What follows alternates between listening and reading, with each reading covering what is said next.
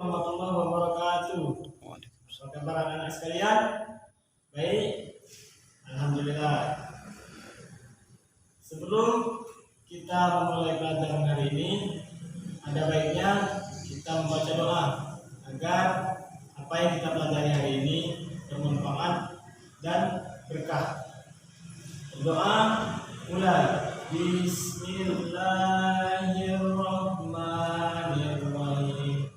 Alhamdulillahi Rabbil Alamin. Ar-Rahmanir-Rahim.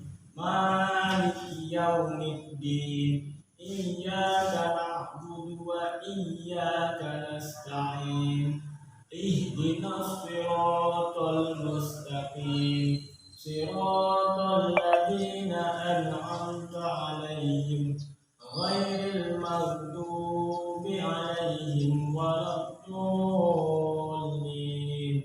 Rabbi shrah li sadri wa yassir li amri wahlul 'uqdatam min lisani yafqahu qawli. Rabbi zidni ilma warzuqni fahma. Raditu billahi rabba wa bil islami dina wa bi Muhammadin nabiyya wa rasulah. Shadaqallahul azim.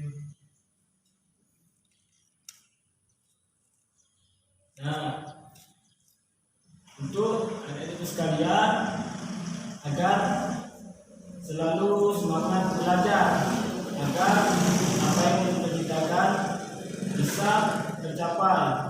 Seperti halnya kita melihat pohon mangga. Di pohon mangga terdapat buah mangga.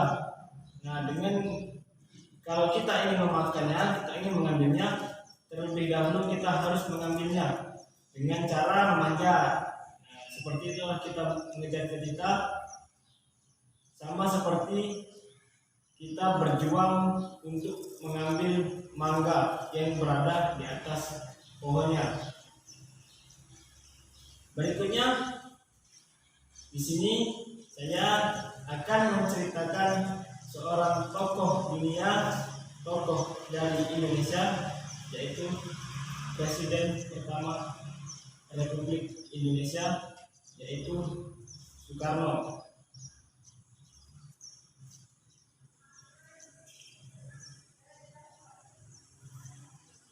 Nama kecil Soekarno adalah Kusno.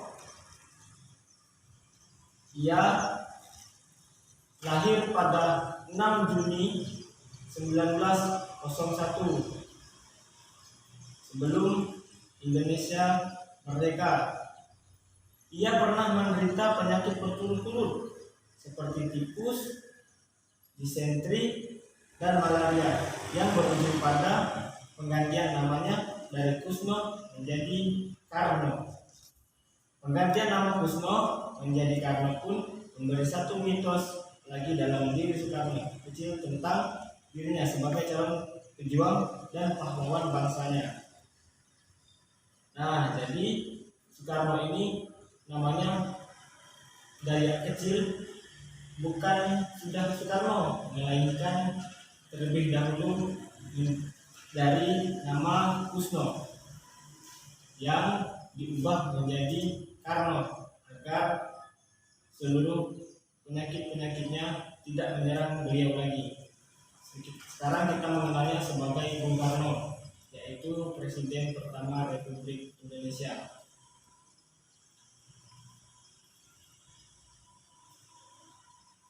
Berikutnya,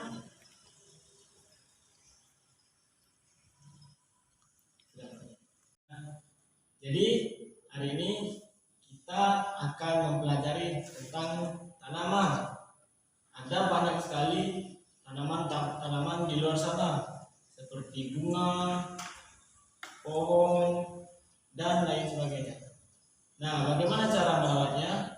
Yaitu dengan cara menyiram bunga dengan rutin setiap hari agar tanaman-tanaman tersebut tumbuh besar, dan harus diletakkan di tempat yang terkenal sumber matahari agar tanaman tersebut tidak layu.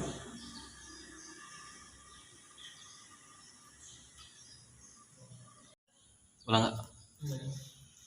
Sekarang saya mau bertanya, siapa yang pernah merawat kucing? Nah, jadi merawat kucing itu ketika ia lahir, letakkanlah kucing di tempat-tempat khusus, di tempat-tempat yang tinggi, agar ketika kita berjalan tidak terinjak kucing tersebut. Terus kucing harus diberi makan agar ia tumbuh sehat dan segar. Nah, saya mau bertanya, siapa yang pernah merawat kucing? Nah, jadi merawat kucing ketika ia lahir harus di tempat-tempat yang khusus agar ketika kita lewat tidak terinjak dengan kucing tersebut. Kalian tahu kucing sering diletakkan oleh induknya di tempat-tempat yang sering kita lewati, jadi kadang tidak sengaja kita terinjak oleh kucing tersebut. Setelah itu kucing harus rutin diberi makan agar kucing tersebut tidak mati.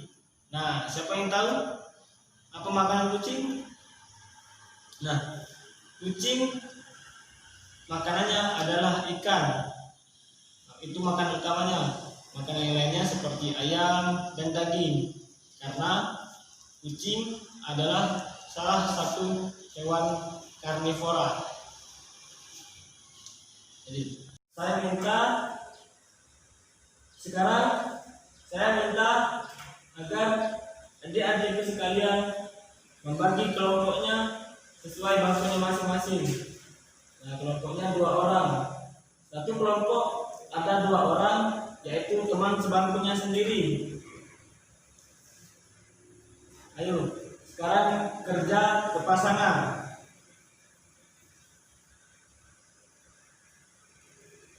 Memainkan peran. Siapa yang menjadi Siti dan siapa yang menjadi Dayu.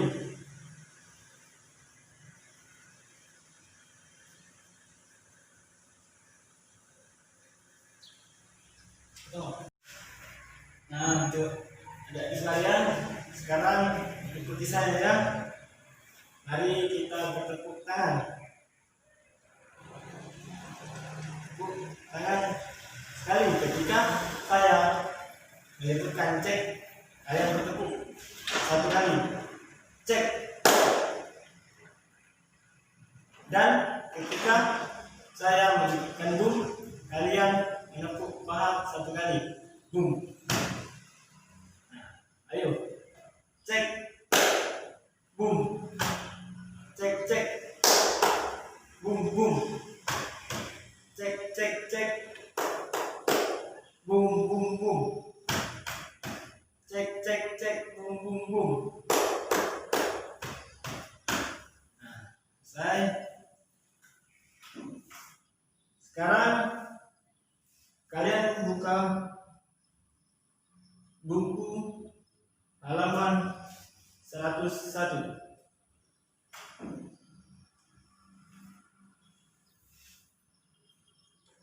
Di sini saya ada replika sebuah pohon.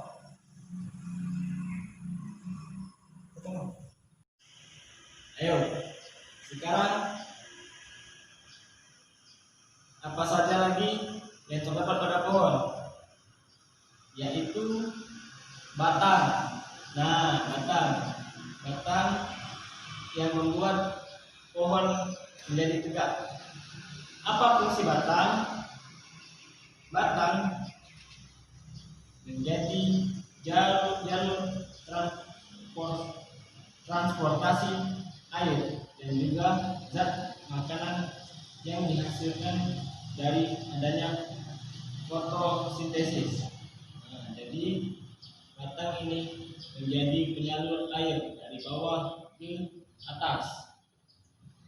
Batang menjadi pembantu proses pernapasan tumbuhan dikarenakan oksigen bisa masuk ke dalam batang. Melalui batang menjadi tempat melekatnya daun, bunga serta buah. Nah, di sini batang menyerap udara kotor dari udara karbon dioksida dan dikeluarkannya menjadi oksigen. Batang adalah kebalikan dari kita.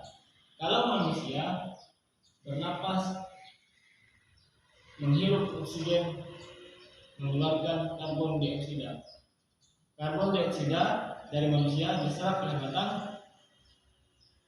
Dari karbon dioksida menjadi oksigen. Nah, setelah itu ada daun. Ini daun, yang hijau-hijau ini daun. Apa fungsi daun? Daun merupakan bagian tumbuhan yang tumbuh dari batang.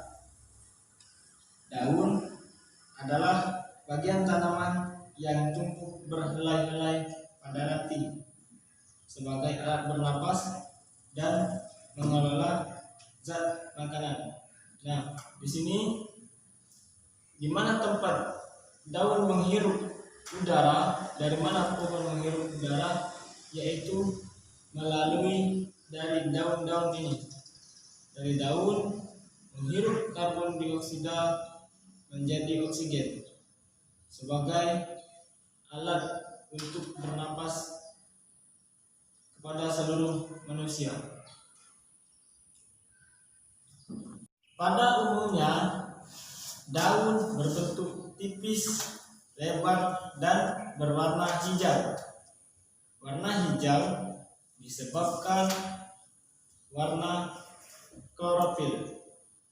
Tapi ada juga daun yang berwarna kuning, merah, atau ungu.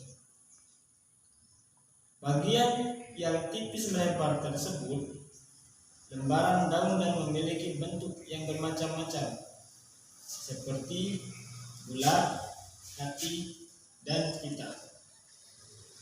Pada lembaran daun terdapat tulang daun.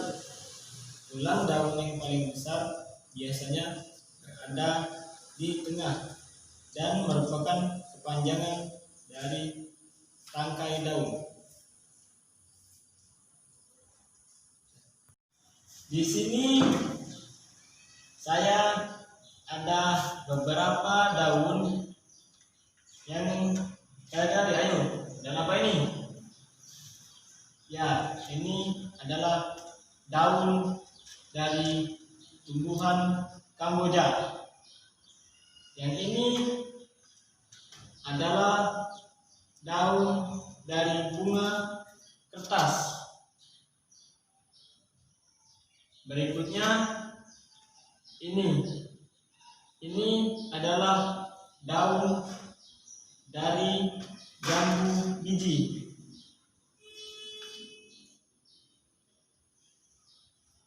Yang ini yang berbentuk panjang adalah daun dari mangga.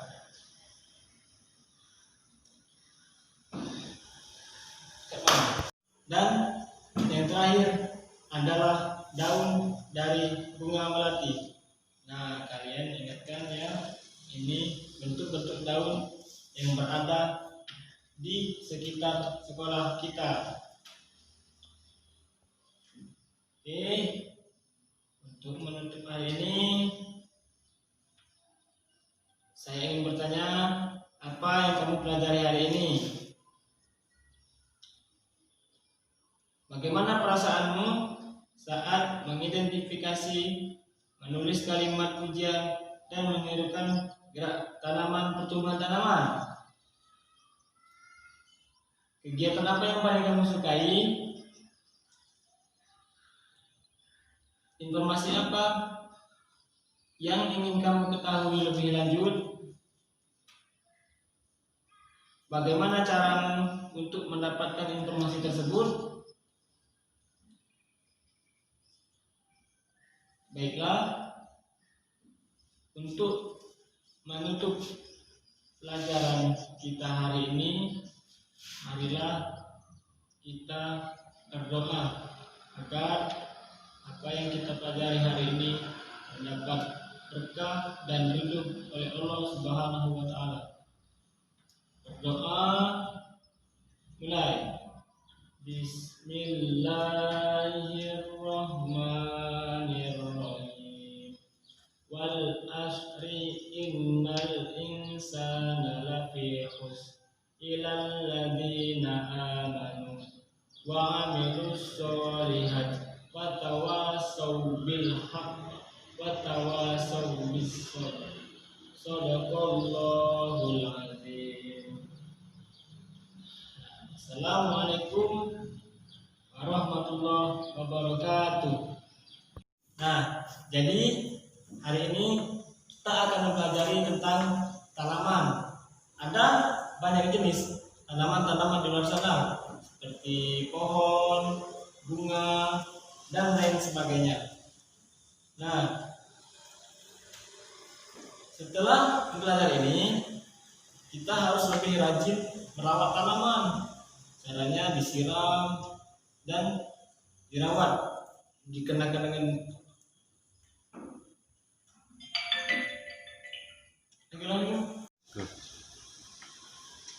Nah, di sini saya meminta agar untuk adik-adikku sekalian membuka buku tematik tema 7 subtema 3 pembelajaran 2 halaman 98. Sudah di sini ada percakapan antara Siti dan Dayu. Dimulai dari Siti, "Hai Dayu, kamu sedang apa?" kata Siti kepada Dayu. Dijawab oleh Dayu, "Hai Siti, aku sedang menyiram tanaman." Dijawab oleh Dayu. Terus dijawab lagi oleh Siti, "Indah sekali tanaman ini. Kamu rajin sekali Dayu." Dijawab lagi oleh Dayu, "Terima kasih Siti, tanaman ini tumbuh indah karena aku sayang dan rajin merawatnya." "Boleh aku membantumu Dayu?" kata si Siti. "Tentu saja, boleh. Ayo Siti, bantu aku merapikan tanaman ini." Nah, di sini mereka berdua sama-sama merawat tanaman Dayu agar tanaman Dayu tumbuh segar.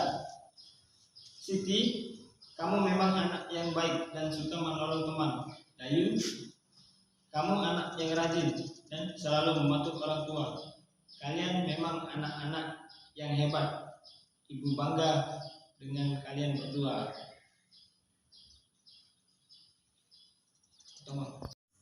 Nah, lihat ada pohon. Ayo, apa saja yang terdapat pada pohon? Yang pertama adalah akar. Apa fungsi akar? Nah, akar ini terletak pada dalam tanah untuk menahan pohon. Apa fungsi akar? Akar berfungsi untuk menyerap air dan unsur yang ada di dalam tanah. Nutrisi-nutrisi yang ada di dalam tanah akan diserap oleh akar dan akan disalurkan ke tanaman.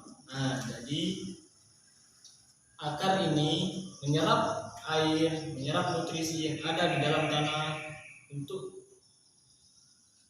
mengokohkan, untuk memberi nutrisi kepada pohon, kepada batang, kepada daun, kepada buah. Nah, jadi Jadi nutrisi-nutrisi dalam tanah dari bangkai diserap oleh akar dan disalurkan kepada batangnya.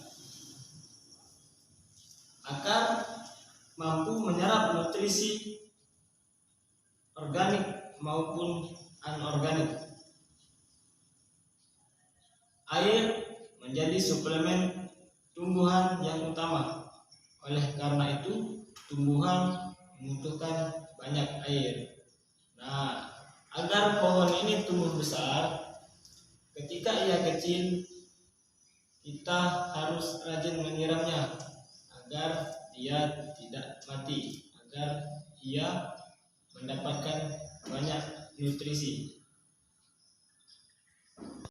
Nah, selanjutnya apalagi yang terdapat pada pohon? Nah, yaitu adalah dahan. Dahan berfungsi sebagai tempat melekatnya tangkai daun, bunga, dan buah. Nah, lihat sebagai tempat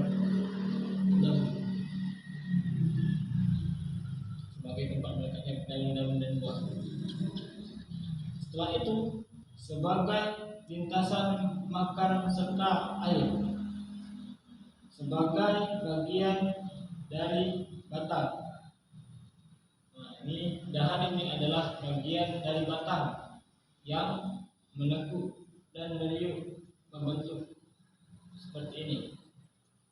Ukuran dahan agak mengecil dari pohon agar pohon kuat untuk menopangnya.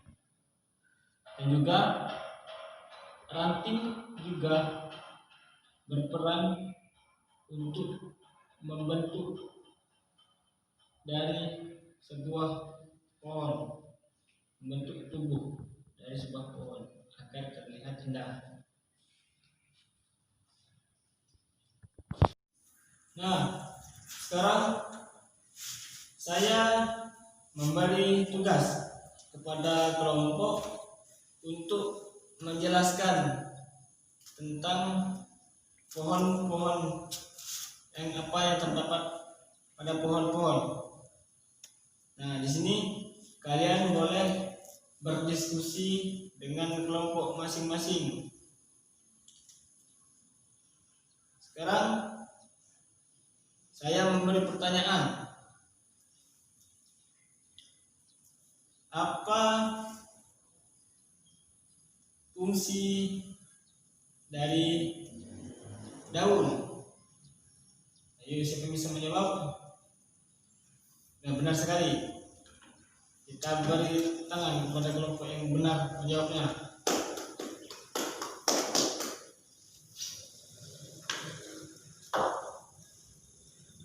Nah, jadi apa yang telah dijelaskan tadi, fungsi dari daun adalah sebagai tempat bernapas pada pohon dan sebagai tempat penyaluran udara dari karbon dioksida juga menjadi disaring, setelah itu menjadi oksigen. Marilah kita menyanyikan lagu nasional, lagu Garuda Pancasila. 1, 2, 3. Garuda Pancasila, akulah pendukungmu. Patriot proklamasi, sedia berkorban untukmu. Pancasila dasar negara, rakyat adil makmur sentosa, pribadi bangsaku. Ayo maju, maju, ayo maju, maju, ayo maju, maju. Berikutnya saya akan menceritakan sedikit tentang tokoh nasional Indonesia yang terkenal sampai ke seluruh dunia. Siapakah itu? Ya, dia adalah Presiden Republik Indonesia yang pertama, yaitu Bung Karno. Pada tanggal 6 Juni 1901 adalah merupakan hari kelahiran Presiden pertama Republik Indonesia. Ia dilahirkan dengan nama Kusno.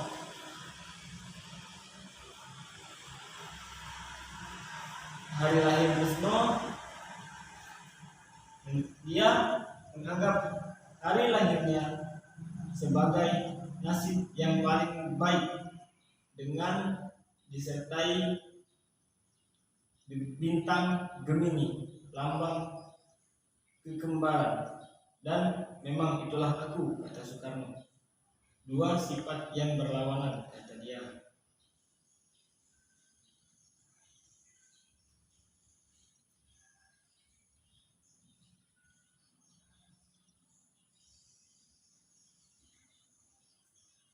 Dengan nama Kusno, ia pernah menderita penyakit berturut-turut seperti tifus, disentri, dan malaria yang berujung pada penggantian namanya dari Kusno menjadi Karno.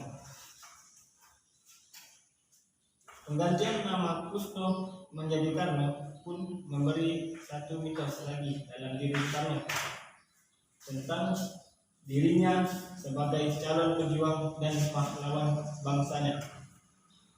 Nah, jadi nama Soekarno setelah ia lahir, namanya bukan Soekarno, melainkan Kusno. Tapi ia dulu sering terserang penyakit. Oleh karena itu, orang tua Bung Karno mengubah namanya dari Kusno menjadi Karno, yang bisa kita kenal hingga sekarang itu Bung Karno.